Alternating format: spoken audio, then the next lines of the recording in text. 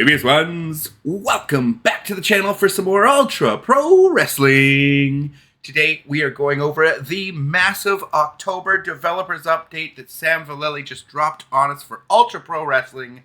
So this was an absolute banger, a massive update that I'm going to do my best to break up into what I found to be the key points of this massive October update.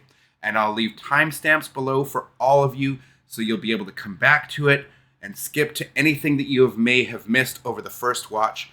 So here's what we're going to be covering in today's video. We're going to be going over Patreon updates and like why they haven't been getting more constant updates, gameplay footage, etc. We're going to go over the development hurdles they've had and the clarification of the two engines thing.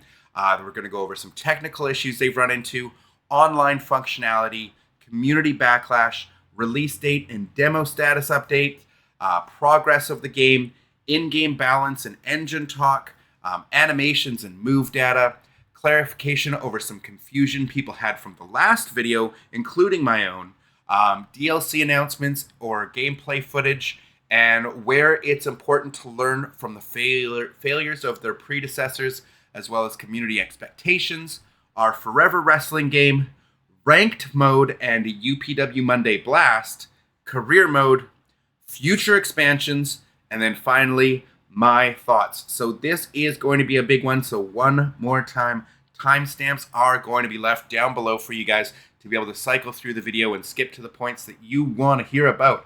But without further ado, let's get into this massive October update. So they started out the video thanking people for the kind feedback and response they got over my the last video they released on Kickstarter, which I covered in our last video for Ultra Pro Wrestling.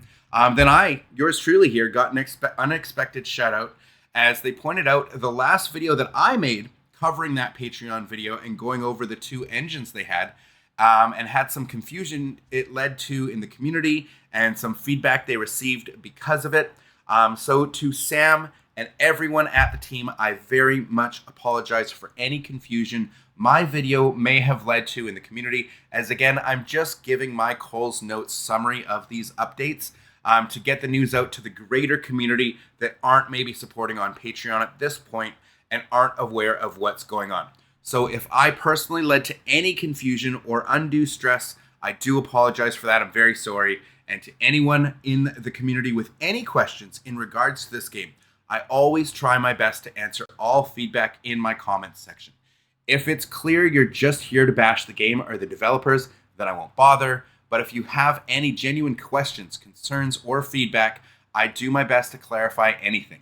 As I may be an encyclopedia for anything UPW related, there are still things that even I can't answer as we just don't have that information yet. But as always, I encourage everyone to leave me your questions and feedback down below. And of course, if you're not already, make sure you smash the like button, hit the subscribe, and just leave me your feedback as always. So first off here, we're going to talk about the Patreon updates. So he then goes on to talk about the pros and cons of putting out, say, more frequent updates and gameplay, showing little tidbits of progress here and there via Patreon. Where they are going to be issues like some bugs, clipping issues, rotation issues. So do they show that, or do they wait until they have something much more substantial put together, something more polished for us, and then one of the bigger wrestling game YouTubers, say like a Smack Talks, can then go put it out to reach a much larger audience. So apparently that was the plan, as they wanted to opt for one much bigger update rather than just feed us small little tidbits over Patreon. But because of the development hurdles that they ran into, which was largely covered in my last video, they ended up going months without putting out anything, going radio silent, and after announcing that they would have a big gameplay showcase coming soon. So things played out the way they did, and now they're more in a position to show off updates, gradual improvements, much more frequently. So going forward, that's likely what's going to happen. So that is huge news, great news that we are going to be getting more gameplay footage, more updates on the game through the Patreon and everything else. So we will be hearing more from them, more frequent updates going forward. So that is good news. Now, they go on to talk about some of their big development hurdles. Sam clarifies that they were never ever developing two engines, this is what's got a lot of the community talking, a lot of the confusion out there, that they thought they have been building these two engines. Why were they building two engines? Why is there two versions of the game? So he clarifies here, they were never doing that. They were never developing two engine. There was only ever one. But that engine, the way it is built within Unity, essentially, the way I understood it anyways, just wouldn't function online. The way the programming works within Unity for online is different than the regular code. This was way over my pay grade as far as the technical side of things. He goes into great detail on the tech side, so I do encourage you, if you're into that kind of stuff, to go check out the full video on their Patreon, as it was a really fascinating to listen to this. So links for all of that will be in the description down below for you, so make sure you go check that out if you want to check out their Patreon. So he goes into a lot of the technical side of rollback netcode, how it works, and how if a game that uses it, which Ultra Pro Wrestling is going to use rollback netcode, which is great because we've seen the problems we've had with 2K servers over the years not having rollback netcode. So this is huge, but the game has to be coded differently for it to function online. So basically, they were never developing two engines. The reason there is a second engine now is because it's one that has functioning rollback netcode, and everything is in the middle of being migrated onto that engine, because it has to be for online to function at all in this game. Where initially he thought that all the online functionality could be implemented later on. So initially, as they were developing it, they kind of just thought they could deal with the online stuff later. They could build out the game, finish the game, and they would come and address the online like towards the end. So that's what the initial plans were, that they could just be implemented later on towards the end of development, but found out to do that, once the game was essentially completed, it would cost upwards of $70,000 to implement. So it wasn't as simple as saying, okay, now the game's finished, now make the online function. It's not how it works, and it has to be part of the core programming of how the game functions. So that's why all this is happening now, and why the big gameplay demo and like new footage they were planning on releasing that they announced like months ago, that big reveal we were getting, turned into a much smaller Patreon reveal that I covered in the last video. So hopefully this clarifies some of the misconceptions or confusion around the whole two separate engines, why they had been radio silent for so long, and exactly what is going on in development currently. So that was great. I'm glad they clarified that for us and for you guys. Now on to the technical issues side. Sam proceeded to really get into the weeds on the technical side of development. So I'm going to do my best to go over the talking points, but definitely can't really do everything Sam went over justice, as this just went way over my head, some of it, as this was an over an hour long video. This developer update was over an hour long, and I just can't properly articulate some of the finer details he was going over, but I'm going to do my best. Things like intrinsic details of if you don't incorporate X, then Y can't function properly, or now that you have these systems in place, adding this new variable can introduce these problems. If you don't solve for this first, things like that. Anyways, my Cole's Notes version of this is that the game had to be ported over no matter what. And it's much better that they found this out now than even further into development, as online would not function with the code used in the demo build we saw with Hyperfocus Games Man and AKI Man, or Aki Man. The bright side to having to migrate everything over to this new engine with functioning online netcode is that Sam's managed to develop much more efficient systems to integrate new things into the game, like new moves or new interactions that weren't in the original AKI games, much easier, making further development on the engine much smoother. So there's definitely a silver lining to everything here. This is a great silver lining, is it's going to be really easy for them to implement new stuff, create new moves for us, give us new, maybe potentially grapple systems, like a rope grapple, stuff that wasn't in those original Aki games. This is going to make it much easier for them to implement that stuff going forward. We then also got to see some footage of Yang 2020, the game he developed that had the functioning rollback netcode. So I'm actually going to put that on screen for you now. I thought this was pretty neat here. So this was Yang 2020 Path to Presidency, the fighting game that he built. This has the functioning rollback netcode. So this was kind of their base, just to have that functioning, to have that code in there. So pretty cool because I'd heard about this game, but never actually seen it in action. This was developed by Sam Vallely himself. So pretty neat here. I thought it was kind of cool looking for the Andrew Yang, again, 2020 presidency thing. I thought it was pretty cool. So I'll leave that up there for you. And I thought also this game apparently is, of course, it's actually available on Steam right now. If you want to check it out, I think it's only a few bucks, like $3 or $4 or something. But I thought it looked kind of cool. Anyways, the online functionality side thing now. So they also had a meeting with some people to work with, who work with Photon, which is Unity's default server for online server functionality. So the people at Photon had explained to them that there are studios much larger than them who made the exact same mistake, not realizing the importance of this fundamental stuff, and had to do a whole migration process. So this is not an uncommon situation. This is just something that can happen in game development when you're not familiar with all the ins and outs of everything to do with game development. And like, how can we expect any one person to know everything there is to do with game development if you've only developed a few games in the past, right? So learning experience for them, but better now than later.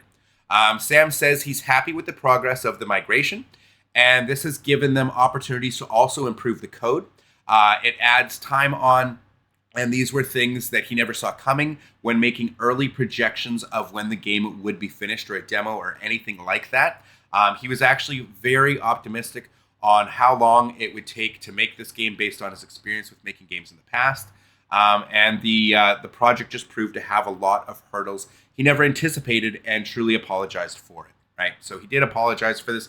He understands the promises he made and wasn't able to keep because he just didn't see a lot of these hurdles coming, right? So now, community backlash. We're going to touch on some of the community backlash. Sam then goes over community feedback. People were accusing them of being scammers or liars because they had said initially that this game would take like 2 years to develop, and it's been just over 2 years now. They also promised a demo that was meant to release last year, etc., etc. He explains how he doesn't blame those people, so he doesn't blame you guys at all, as he was in the same boat, as he was very optimistic and naive about how long this thing would take to develop. So he actually does agree with you. He feels for you guys and feels really bad, and understands the community backlash that some people have towards them for some of the early promises made and hype for this game. So now we're going on to the release date and demo status. So this is an important one. He produced games in the past, as we just saw with the Andrew Yang game, and had a rough idea of how long it would take him to do a certain thing. But he admits there was a lot of unforeseen challenges about developing this game. So on one hand, he fully agrees with you guys, as I mentioned. So he's fully acknowledging all of your criticisms and is actively agreeing that this is his fault for setting out a timeline. They had a demo concept that got pushed back or potentially even scrapped at this point, as they may just go full early access instead of. That is huge. But that's all up in the air right now, so they're not 100% one way or the other. They are not saying that the demo is scrapped. They're not saying they're going early access. These are the things they're in the middle of talking about and going over right now. So it is potential that the demo is fully scrapped, and that we'll just get an early access instead, which if they do that, I think a lot of players may actually prefer that they go early access instead of doing a demo. Personally, I'm not 100% sure how I feel about either option, or if they maybe did both. I really can't say at this point, but please let me know if what you would rather see in the comments below. If you'd rather see a demo or an early access, let me know in the comments below.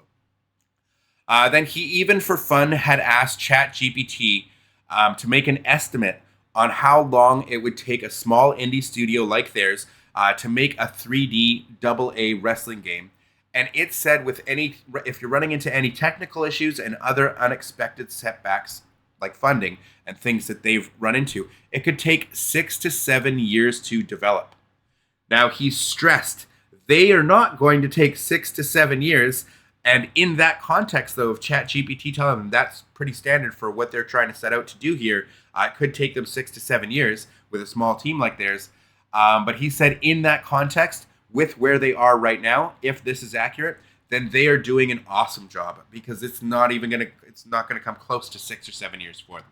So that was just a little fun there. Now, as far as progress here, now we're getting into some of the progress of the game. He said all the animations are done.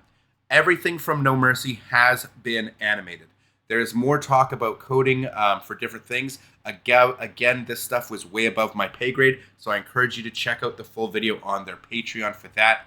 But then as far as balance and engine talk, how the game handles the health system, the spirit system, the damage system, how it all integrates together. He explains how that's one of all people's biggest complaints about AEW Fight Forever is that the gameplay balance of all those systems were off. And the matches ended super quickly because of it, where they feel the Aki games kind of nailed it, which I agree, and that they're replicating those AKI games or those Aki games in this regard, and that they are 95% completed on all of that front, thanks to all the help they've had from Melon Bread for a lot of that stuff. But they're actually at 95% as far as like the gameplay, as far as making sure that spirit meter is actively going up or down properly. You're taking the proper limb damage to whatever limb you're being hit on and all that kind of stuff. So hearing that's 95% completed, that is like the core stuff to the game. That's really exciting news. So I'm super happy to hear that.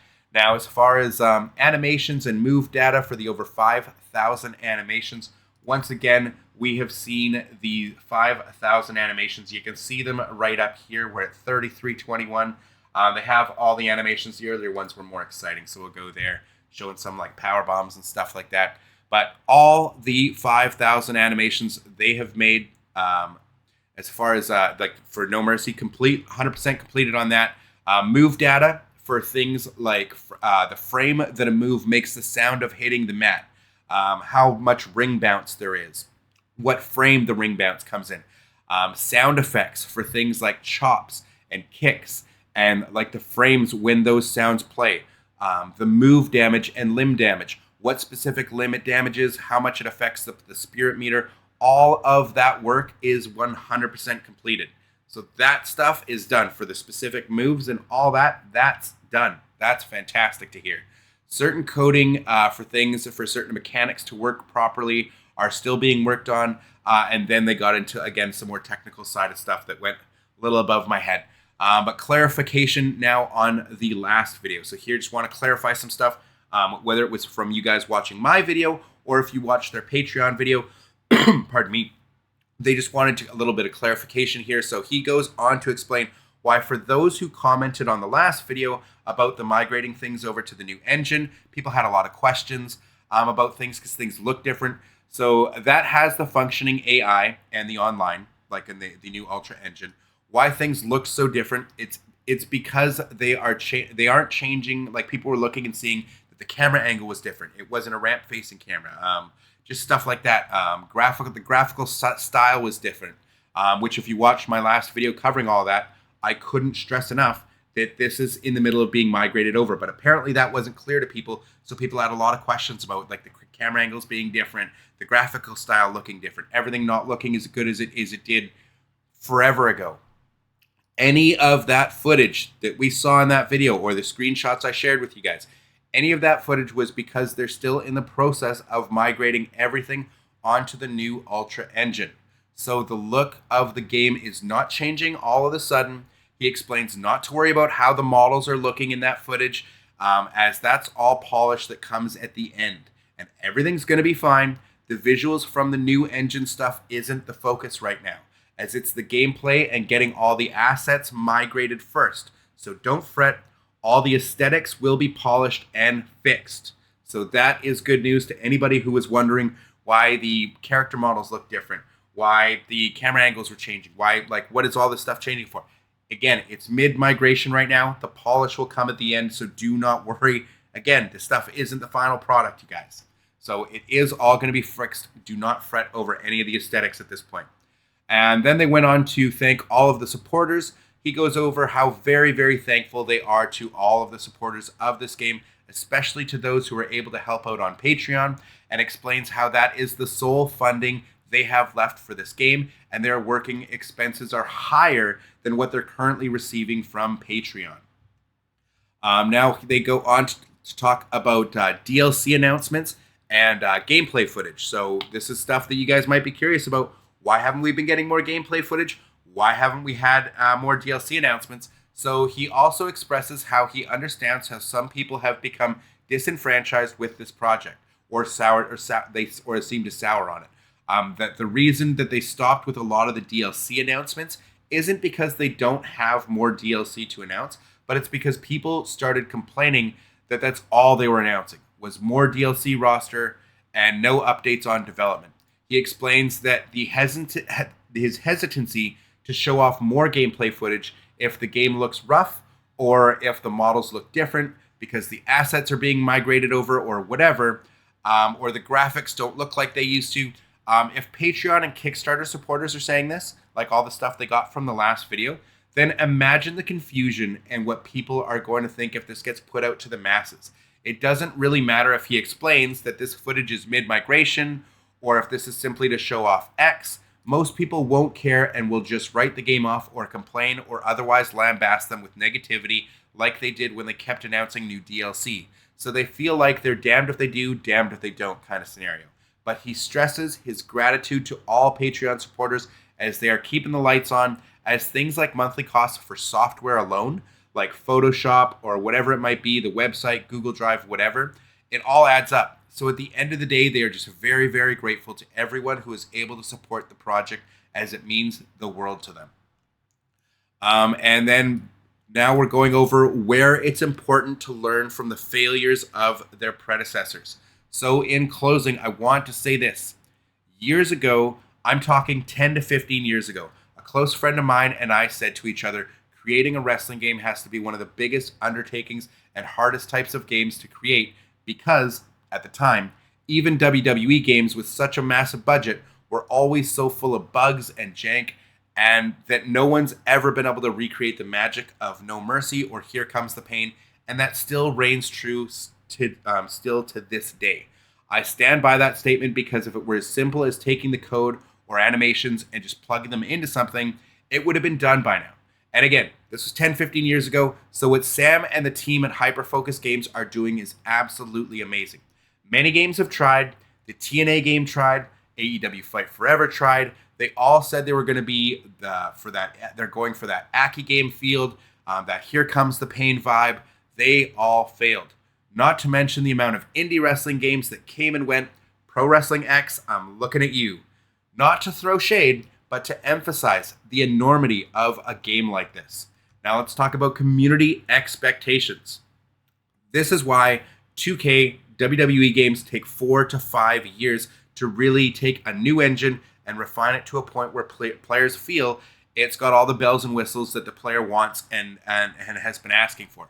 How many years were we left unfulfilled with the updates to Universe mode? How many years has it been where we've been like, we want more stuff for Universe, we want drafts back, we want this, we want X, we want Y, we want all this stuff for Universe, or match types? How long does it take to get match types we ask for? Online functionality, be it community creations or online play. The servers have been a mess for years. Where is a proper ranked or competitive scene for these games? And this is for the AAA undisputed king of wrestling games with the largest budget and the largest reach. And we still don't have so many of the things that we've been asking for years. So the community always has super high expectations for these games, and UPW is no exception. Now, our forever wrestling game. So we can all take a moment to simply appreciate the undertaking that Sam Vallely and the entire team at HFG have taken on. The guys at Hyperfocus Games, they're doing incredible work. By many, they're being looked at to create people's forever wrestling game, a game that not only has the Aki grappling engine with all the bells and whistles like weapon physics, a proper backstage area that's accessible in just about any match type, is essentially providing us a No Mercy 2.0 with updated graphics, but a game that has the creation suite of a 2K25 with community creations, etc. But we're also getting, now we're going to talk about the ranked mode / UPW Monday Blast. So for those who aren't aware, as well as features that 2K doesn't even offer us, like a proper ranked mode, Ultra Pro Wrestling doesn't just plan on giving us a proper online ranked mode, but one that has a carrot at the end of the stick, a literal online championship that one single player in the world gets to hold. And that is defended weekly online on a weekly streamed TV show called UPW Monday Blast, which will have live commentary on stream every week on UPW socials, on Ultra Pro Wrestling socials, whether it's Twitch, YouTube, or otherwise. Those details haven't been solidified as far as I know, at least as what platforms it will be streamed on. Just know it will be streamed every single Monday night. I don't think a large percentage of the community that follows this game truly understands how special the developers want to make this game. UPW Monday Blast alone would be enough for me to be hyped for this game. Forget match types and a career mode. But speaking of career mode, UPW also wants to have an expansive career mode that starts in the 1980s and wants to recreate real-life wrestling storylines or take them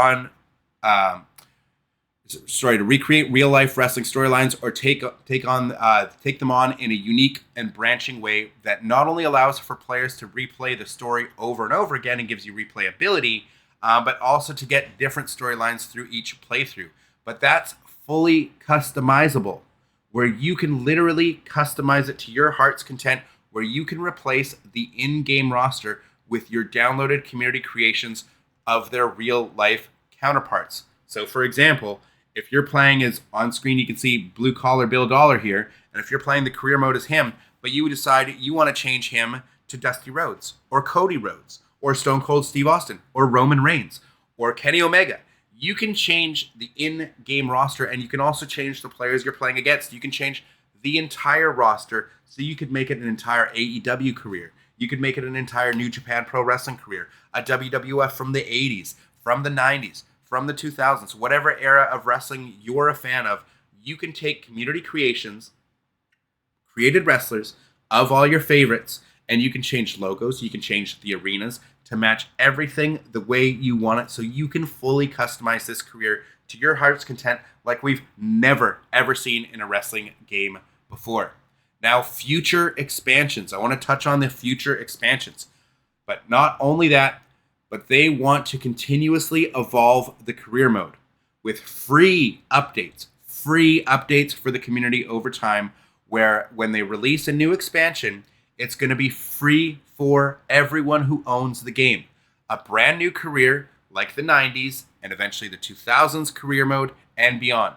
Tying them into the 80s career, offering new branching paths that let you continue on from the 80s if you choose, or start a fresh 90s career with a brand new character.